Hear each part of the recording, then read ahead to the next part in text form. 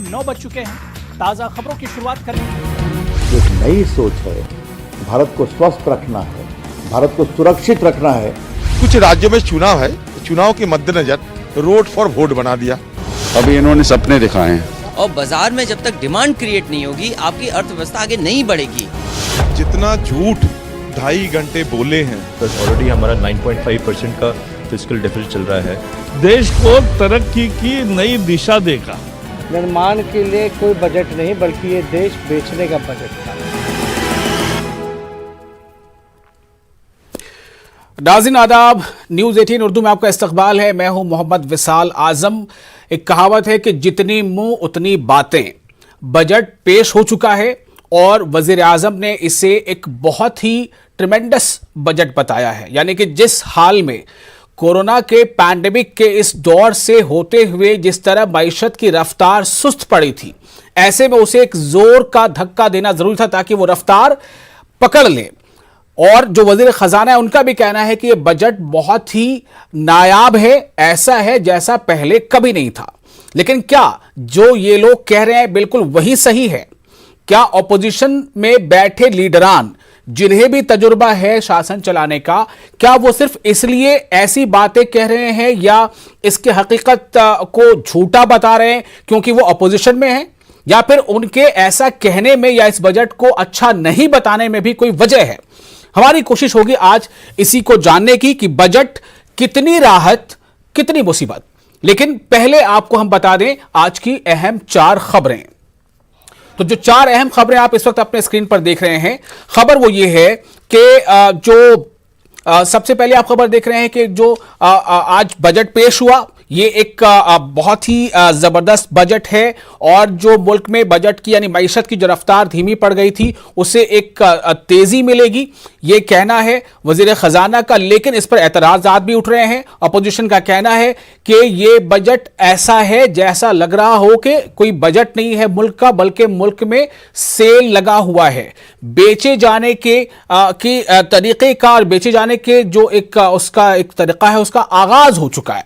और इसी बात को लेकर अपोजिशन ने, खासतौर से महिला कांग्रेस ने दिल्ली में एहतजाज भी किया और इस बजट के खिलाफ आवाज उठाई। कहा गया कि नो सेल यानी सेल ना लगाया जाए, ये सेल नहीं करना होगा, ये देश को बचाना होगा, इस तरह के वो नारे लगा रहे थे। और फिर आखिरकार उनको जो है बसों में बिठाकर वहां से रवाना कर दिया गया।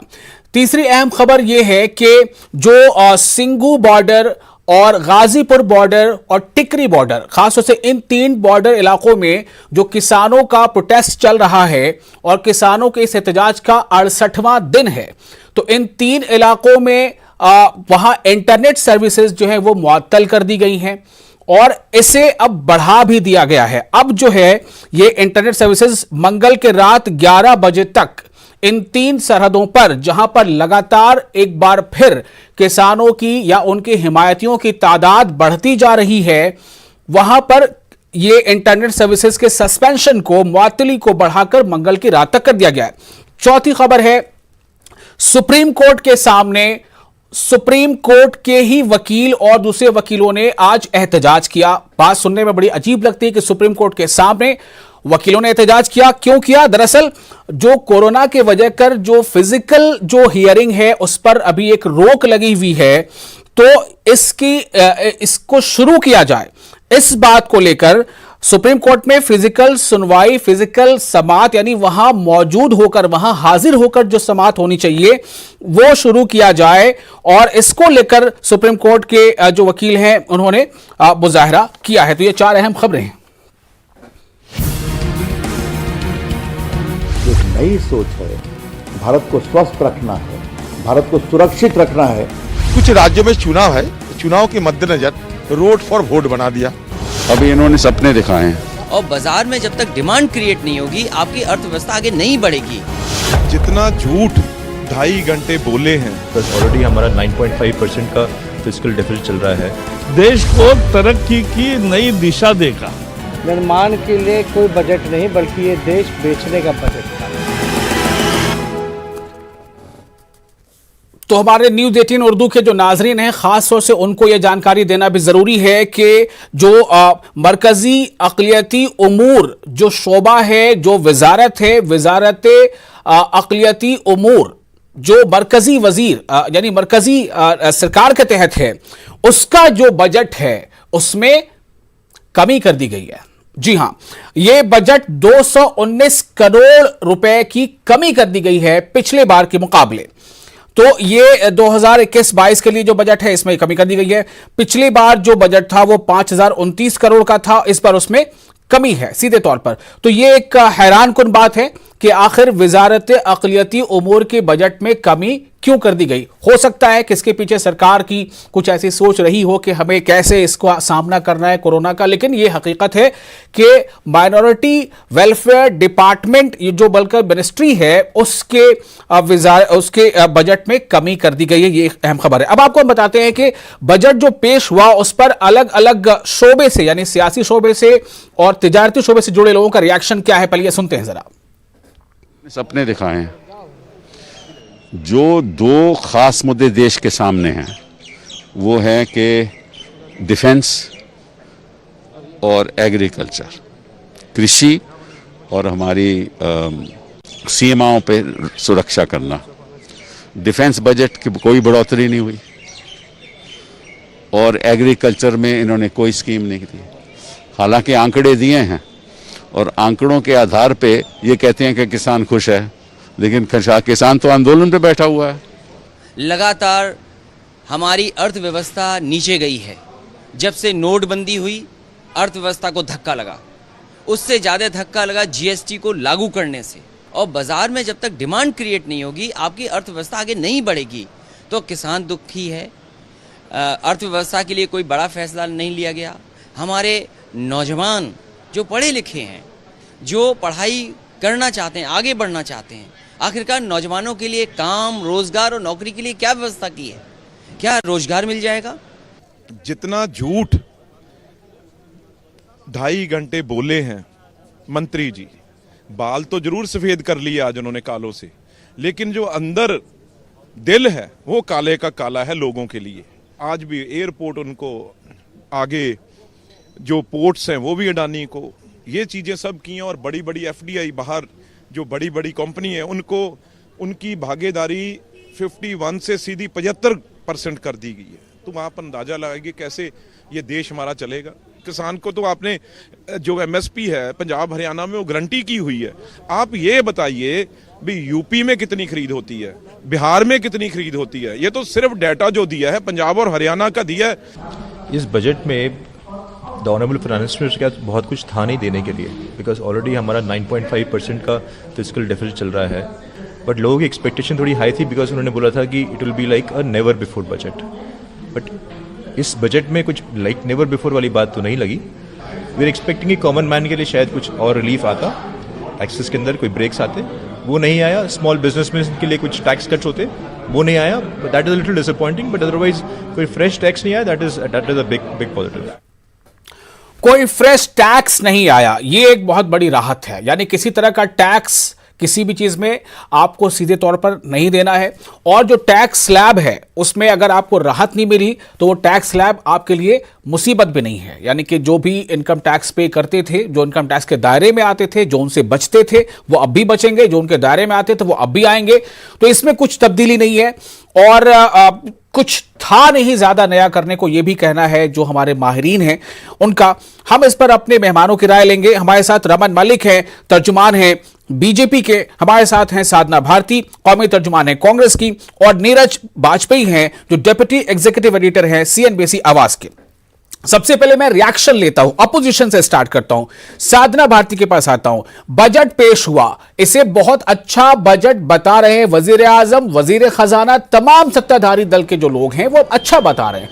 आपको क्यों कमी नजर आती है? आप क्यों उस पर सवाल उठा रही हैं? देखिए, कांग्रेस की राष्ट्रीय प्रवक्ता होने के नाते आपके इस चैनल के माध्यम से बड़ी जिम्मेदारी से कुछ बातें रखती हूँ। इन्होंने सबसे पहले नोटबंदी की, जिसके बाद से ही देश की अर्थव्यवस्था चरमराना शुरू हो गई थी। और हम मान लेते हैं, चलिए भूल होना प्रकृति है, उसे मान लेना, उसको सुधार कर लेना प्रगति मान लीजिए, उसे मान लेना संस्कृति है। अच्छा किसी कर्म का शुभ लाभ लेना सत्यकृति है, अनुचित लाभ लेना कलंकृति है। लेकिन प्रगति, प्रकृति, संस्कृति, सत्यकृति, कलंकृति को भी जो लांघ जाए वो भारतीय जनता पार्टी की कलयुगी राजनीति है। इस बजट से हर व्यक्ति, जो आम आदमी था, जो निचले स्तर का जो तबका था, वो निराश हुआ है, हताश हुआ है। ये बजट तो देश की संपदा की सेल लगाने के लिए लाया गया क्या? इस बजट को, इस बजट में जिसकी उम्मीदें थी सब लोग आज हताश हो गए कहीं ना कहीं। आज किसानों के लिए कुछ नहीं, आम आदमियों के लिए कुछ नहीं। ये एक तरफ डिजिटल इंडिया की बात करते थे, डिजिटलाइजेशन की बात करते हैं, और उसके बाद मोबाइल और चार्जरों पर इन्होंने जो है 2.5% ड्यूटी और बढ़ा दी इनकी। आज मैं पूछना चाहती हूं कि पेट्रोल और डीजल पर जो बढ़ रहे थे लगातार दाम, उस पर जो एक्साइज ड्यूटी इन्होंने बहुत तेजी के साथ बढ़ाई। पिछले 6 वर्षों में भारतीय जनता पार्टी की सरकार ने 20 लाख करोड़ रुपए उससे पाया है। वो 20 लाख करोड़ रुपए आप कहां देंगे? जैसा कि अभी आपके मैं चैनल पर सुन रही थी, कई लोगों ने अपनी बातें रखी, उसमें एक बात उठकर आई डिमांड की। तो डिमांड कैसे बढ़ेगी आजम जी, आप बताइए। डिमांड तब बढ़ेगी जब व्यक्ति की जेब में पैसा होगा, पैसा होगा तो वस्तु खरीदी जाएंगी, तब जाकर कारखानों में बनेंगी, और कारखानों में बनने के लिए रोजगार पैदा होगा, तब जाकर एक जीवन चक्र चलेगा। लेकिन रोजगार सृजन का ना ही तो इसमें कोई विश्वास था, ना ही रोजगार सृजन को इसे गंभीरता से लिया गया। एक तरीके का बस देश की संपदा को बेचने के लिए वही बोल वचन किया गया। नौकरी के लिए सवाल उठाया जा रहा है कि लोगों की जेब में पैसे आएंगे कैसे? जब लोगों की जेब में पैसे आएंगे तभी मार्केट में रोटेशन होगा। छोटा सा रिएक्शन रमन मलिक जी का, आप क्या कहेंगे कांग्रेस की इस एतराज पर? देखिए, मैं ये समझ सकता हूं कि कांग्रेस का ये हाल इसलिए क्यों है, क्योंकि जो इनके प्रवक्ता अपने आप को सुशोभित कर रहे हैं कि जी मैं राष्ट्रीय प्रवक्ता हूँ, बहुत अच्छी बात है, आप राष्ट्रीय प्रवक्ता हैं। कम से कम उस लेवल का आईक्यू रखिए कि जो आप डिबेट करने आए हैं उसके ऊपर आप डिबेट करें, तथ्यों के ऊपर, ना कि भाई आप पर्सनल कमेंट बहुत करते हैं भारतीय जनता पार्टी के लोग। नहीं, मैं इस पे ऐतराज जाहिर करती हूँ, ऐतराज जताती हूँ। क्या तरीका है भाई ये? आप पर्सनल कमेंट्स पे क्यों आ जाते हैं भाई साहब? आप पहले सुन लीजिए, आप आईक्यू की बात मत कीजिए। आप 2.5 वर्ष की उम्र से बोल रही हूँ, अच्छा तजुर्बा है मेरे पास, ठीक है। नहीं, आप मेरी बात, आप ये झांसाराम बाबा का, ठीक है, मैं आपकी तरफ से बोलता हूँ साधना जी, थोड़ा सा और रमन मलिक जी, मैं भी चाहूंगा कि आप देखिए, आपको अगर पर्सनली आपको कुछ बोला है तो आप जवाब जरूर दीजिए, नहीं बोला है तो रहने दीजिए। उनको लगता है कि जो लोग नहीं जानते उनको मालूम हो जाना चाहिए कि वो राष्ट्रीय प्रवक्ता है, तो उसमें क्या बुरा है?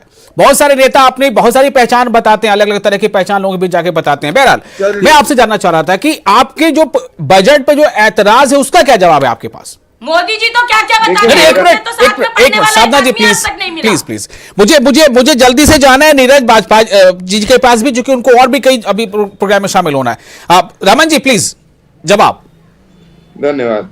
मैं सिर्फ इतना बोलूंगा, जो हम डिबेट कर रहे हैं वो बजट के ऊपर कर रहे हैं, किसी टीवी शो के ऊपर नहीं कर रहे, और ना ही हम कोई सासबू का सीरियल बना रहे हैं। लेकिन इतना जरूर बता सकता हूं कि जब हम बात करते हैं बजट की, तो आज हम जिस स्थिति में खड़े हुए हैं, वैश्विक जो स्थिति है, एक लॉकडाउन हुआ। लॉकडाउन का मतलब कंप्लीट हॉल्ट। एक इतना बड़ा अर्थव्यवस्था का इंजन जब चल रहा होता है और वो कंप्लीट हॉल्ट होता है, जीरो स्टैंड स्टिल बन जाता है, तो उसको रीस्टार्ट करना होता है, और वो रीस्टार्ट होते हुए समय लेता है। लेकिन जिस प्रकार की वी शेप रिकवरी हिंदुस्तान में, जो आप चाहे ऑटो सेक्टर लें, चाहे आप रियल एस्टेट सेक्टर लें, चाहे आप इंफ्रास्ट्रक्चर लें, आप हर चीज में देखें, आज 40-40, 50-50 लाख रुपए की गाड़ी में भी 2-2, 3-3 महीने की वेटिंग है।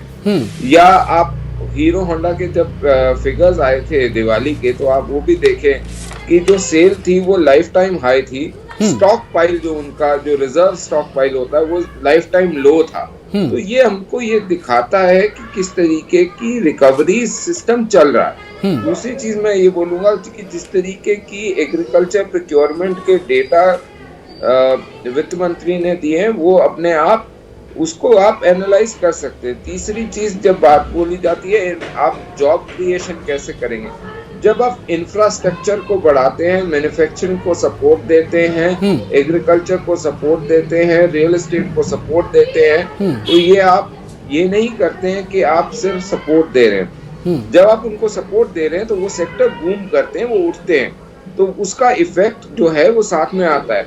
तो ये जो चीज है, ये कई बारी होता कि ये है कि सिर्फ मैंने कल भी ये ट्वीट करा था कि ये काला बजट है, ये अडानी अंबानी। ठीक है, मैं आपसे थोड़ी सी इजाजत लूंगा, थोड़ी सी इजाजत लेकर रमन मलिक जी मैं सीधे जाता हूं नीरज बाजपेयी जी के पास।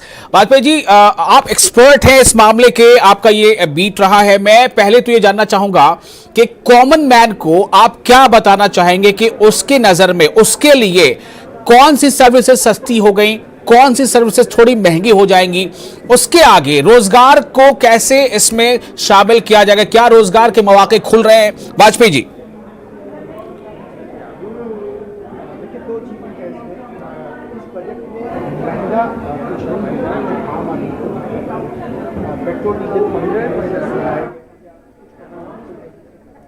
वाजपेयी जी, मेरी आवाज आपको मिल रही है?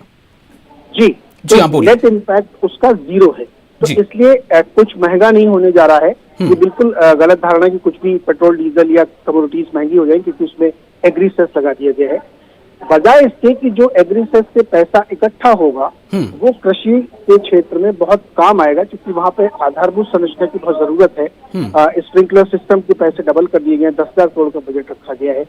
अब आपका जो मूल सवाल है कि आम आदमी को क्या रोजगार मिलेगा इससे, देखिए रोजगार पैदा करने के 2 तरीके, जो आमतौर पर लोग मानते हैं कि इनके हाथ में पैसे दे दो या मनरेगा के जरिए दे दो, ये बहुत प्रोडक्टिव तरीका नहीं होता है। अर्थशास्त्र में कहा जाता है कि काम वो करिए जो अपने आप में स्वावलंबी हो जाए। तो सरकार का फोकस बजट में इस बार ये था कि मैक्सिमम इंफ्रास्ट्रक्चर के प्रोजेक्ट्स जो काम में आए, जो हेल्थ सेक्टर के हैं या सड़कें बनाने हैं, पुल बनाने हैं, इसको कैपिटल एक्सपेंडिचर बोलते हैं। तो जब ये काम होंगे तो अपने आप इसमें रोजगार भी सृजन होगा और ये एक एसेट क्रिएट होती है। इसीलिए कहा जाता है कि जो 2 तरीके हैं कि आप कैसे करना चाहते हैं। एक तरीका तो बिल्कुल सिंपल है कि आप बेरोजगारी भत्ता बांट दीजिए, लोग खुश हो जाएंगे, लेकिन वो बेरोजगारी भत्ता हमेशा चल नहीं सकता, इसलिए आपको ऐसे तरीके करने पड़ते हैं जो आगे भी चले।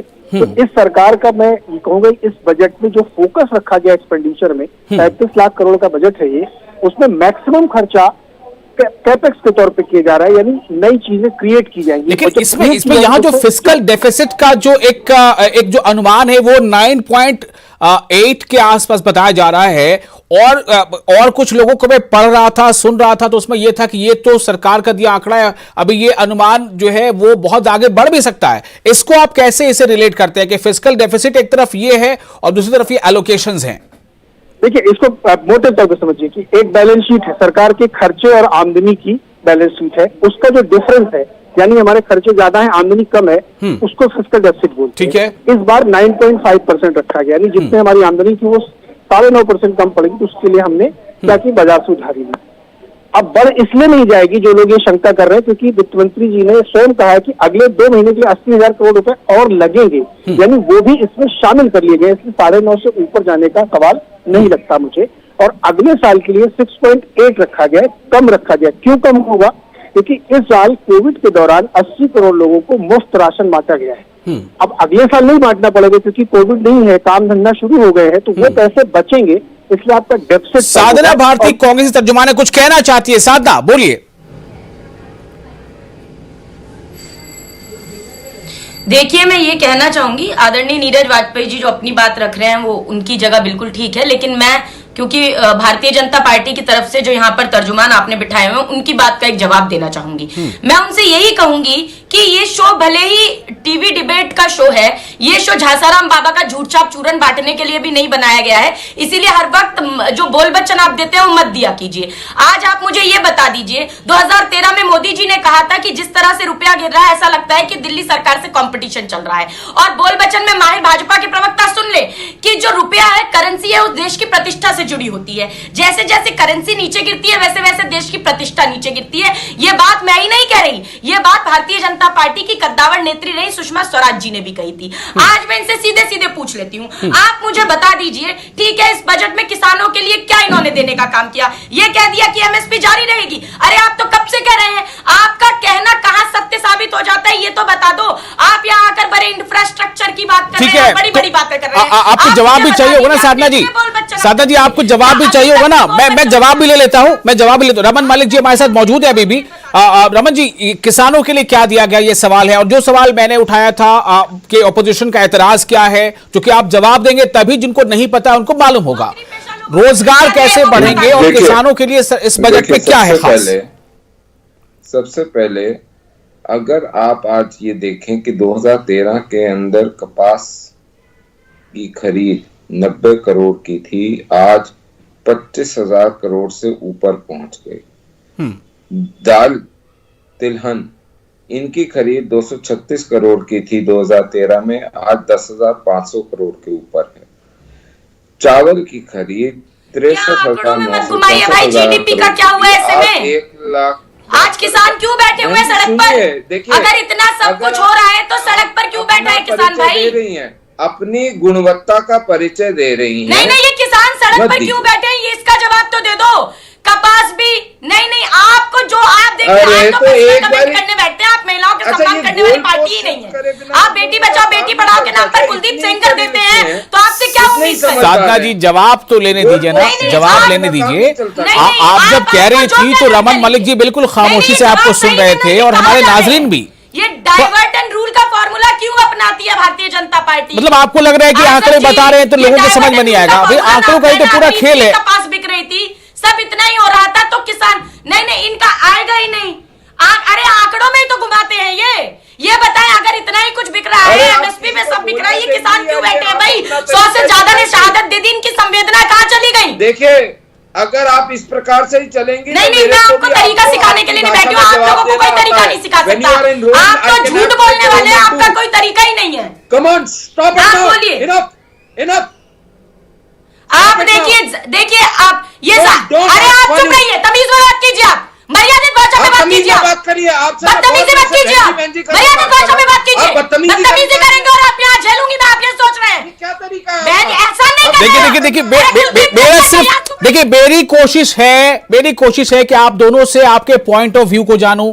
आपको हमारे नाजरीन सुन रहे हैं, हमारे व्यूअर्स सुन रहे हैं, अपना पॉइंट ऑफ व्यू रखिए। आपके पास जो जवाब है उसका एक लॉजिक होगा, उसका एक डेटा होगा। अगर कोई डेटा अपनी बात पे देता है तो दीजिए, आप उसके जवाब में जवाबी डेटा दे दीजिए साधना जी, है ना? ये बेहतर होगा। मैं थोड़ा सा आप लोगों को रोकूंगा, नीरज वाजपेयी जी के पास जाता हूं। प्लीज एक जो इसकी सोबरनेस है उसको बनाए रखना हम सबका का फर्ज है। नीरज वाजपेयी जी, मेरा एक सवाल है, फिस्कल डेफिसिट पे हमने बात कर ली, एफडीआई जो है इंश्योरेंस में खास तौर से, क्या ये जो आशंका है लोगों को कि जो 49% पहले था बाहर का, अब वो 74% तक जा रहा है, क्या इससे जो बाहरी कंपनियां हैं और जो हमारे देश की अपनी कंपनियां हैं, वो देश की कंपनियां अपने अंदर एक दबाव महसूस करेंगी? उनके ऊपर कोई और रूल कर रहा होगा? नहीं, बिल्कुल नहीं। ये डर बिल्कुल बेईमानी है, इसका कोई मतलब नहीं है। आपकी जो एग्जिस्टिंग कंपनीज हैं यहाँ पे, जो भारत में कंपनियां काम कर रही, भारत की अपनी कंपनियां हैं, उसमें जो फॉरेन इन्वेस्टर आएगा वो पैसा लगाएगा। देखिए, ध्यान रखिएगा, इंश्योरेंस कंपनीज बहुत लंबे समय के लिए आपके देश में काम करती हैं। आप जब इंश्योरेंस पॉलिसी लेते हैं तो 5, 10, 20, 25 साल की पॉलिसी लेते हैं, तो उसमें बिल्कुल डरने की जरूरत नहीं है। और ये जब विदेशी पूंजी आएगी तो आपका ये सेक्टर ग्रो करेगा, और आप जो भी बहुत ज्यादा प्रीमियम देके लाए इंश्योरेंस कराते हैं तो प्रीमियम कम होगा। कंपटीशन का फायदा यही होता है किसी देश में कि उसकी दरें कम होती हैं। आज टेलीकॉम में आप देखिए कितना सस्ती दरें हैं, इससे नहीं क्योंकि कंपटीशन हुआ। तो इंश्योरेंस में अगर फॉरेन से पैसा आएगा 74% हो जाएगा तो उसमें कोई दिक्कत नहीं, क्योंकि लॉन्ग टर्म मनी होती है, बहुत लंबा। अच्छा नीरज जी, मेरा एक सवाल आपसे ये है, चूंकि आप इस मामले के एक्सपर्ट हैं, आप इसको बहुत करीब से जानते हैं, मैं सिर्फ ये जानना चाहता हूं कि क्या आपको ऐसा लगता है कि अगर ये कुछ चीजें और ऐड कर दी जाती तो बेहतर होता, या ये वाला स्टेप अभी नहीं होकर के अगली बार में कभी होता तो बेहतर होता? क्या हम ये मान लें कि 0 to 100 एवरीथिंग इज ओके?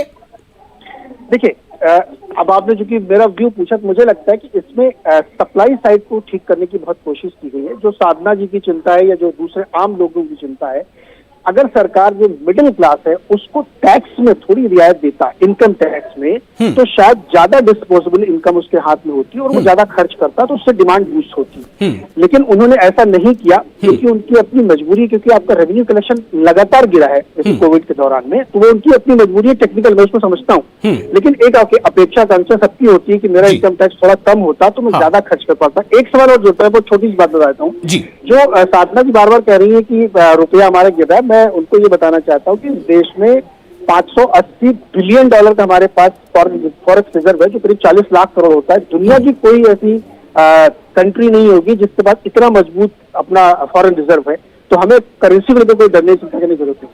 चलिए, मेरा बहुत शुक्रिया मैं आप लोगों का अदा करता हूं, आपने अपना वक्त दिया इस खास मौजू पर बातचीत करने के लिए। हमारे नाजरीन आपको सुनना चाहते थे कि इसमें अपोजिशन का क्या कहना है, इसमें सत्ताधारी दल का क्या कहना है और एक्सपर्ट क्या कहते हैं।